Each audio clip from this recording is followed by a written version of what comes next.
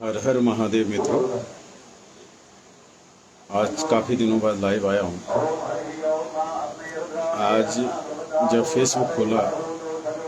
तो एक कोई लाल कपड़ा पहने हुए महाराज कह रहे थे कि जो लोग लड्डू गोपाल या माता जी की मूर्ति ले करके जो ये पाखंड फैलाते हैं कि भगवान को भूख लग गई, भगवान को आराम करना है, भगवान को नींद करना है, नींद लेनी है, तो वो लोगों को अपने आप भूख लगती है तो उनको लगता है भगवान को भूख लग गई है,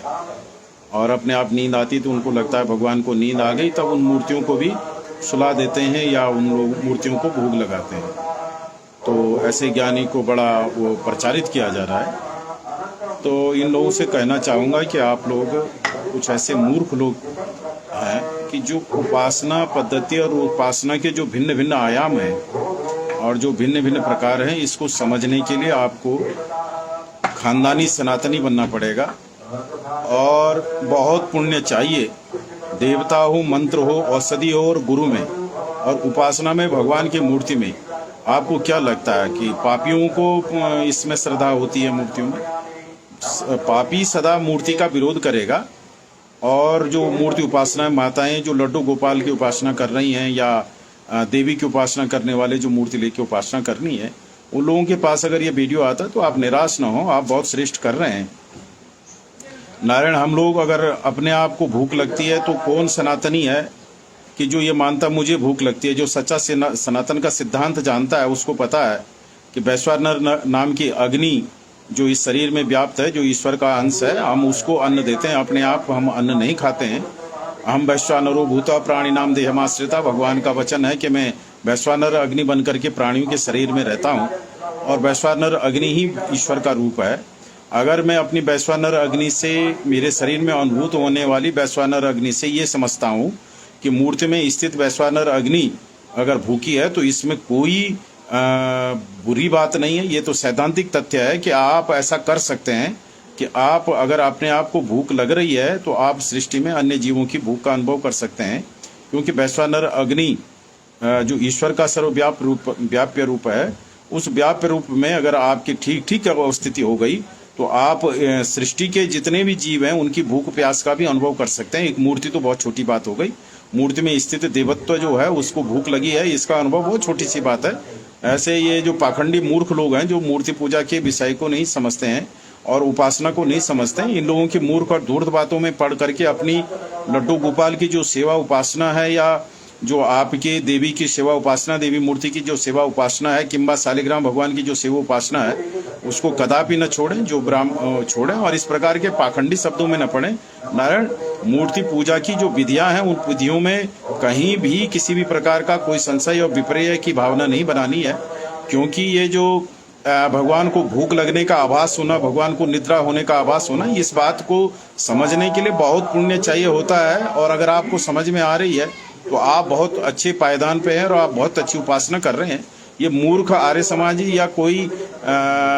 मूर्ति पूजा के विरोध के नाम से अपने आप को विकासवाद का अधिपति मानने वाले ये पाखंडी और ये मूर्ख, ये नारकीय जीव, इनकी वार्ताओं में ना आए, नारकीय जीवों की चंचलता में, नारकीय जीवों के वचनों में न पड़े। आप अपनी विधिवत मूर्ति पूजा करते रहें, लड्डू गोपाल का पूजन करते रहें। और ये जो इस प्रकार के फेसबुक पे आदि पे जो मूर्ति उपासना के संबंध में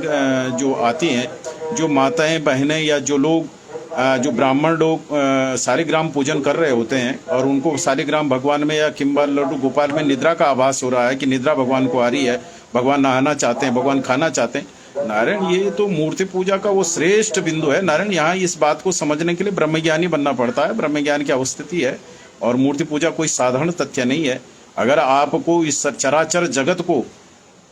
आत्मवत मानना है तो आत्मवत मानने के लिए लड्डू गोपाल की भूख का अनुभव आपको प्रारंभ होगा, ये प्रारंभ है। फिर आपको जगत के जीवों की भूख प्यास का अनुभव होने लगेगा, आपको फिर जगत के सुख दुख का अनुभव होने लगेगा, जगत के सुख दुख का अनुभव होने लगेगा। नारायण, ये मूर्ख क्या समझे, इनको तो सीधे ब्रह्म को पकड़ना है। एक लड्डू गोपाल की प्रतिमा का भूख प्यास और निद्रा का अनुभव करने की क्षमता नहीं है जिन मूर्खों में, वो ब्रह्मांड के अस्तित्व को, ब्रह्मांड के आनंद का अनुभव कैसे कर सकते हैं? मूर्ति पूजा के प्रारंभ और मूर्ति पूजा की जो प्राथमिक शिक्षा है और प्राथमिकी जो है वो लड्डू गोपाल में भूख प्यास, जिस जीव ने, जिस उपासक ने अनुभव नहीं किया लड्डू गोपाल की भूख प्यास, जिसने लड्डू गोपाल की निद्रा का अनुभव नहीं किया है, वो व्यक्ति ब्रह्मोपासना कर ही नहीं सकता और वो ब्रह्मोपासना का लायक ही नहीं है और ब्रह्म को क्या समझेगा। और जिसको लड्डू गोपाल की स्थिति और सुख दुख का, लड्डू गोपाल में स्थित भगवान की आनंद का अनुभव नहीं हो रहा है, जिसको उनकी प्रसन्नता का अनुभव नहीं हो रहा है, ब्रह्म अनुभव कैसे कर सकता, ब्रह्म के आनंद का अनुभव नहीं कर सकता है। इसलिए नारायण जीव है नारायण,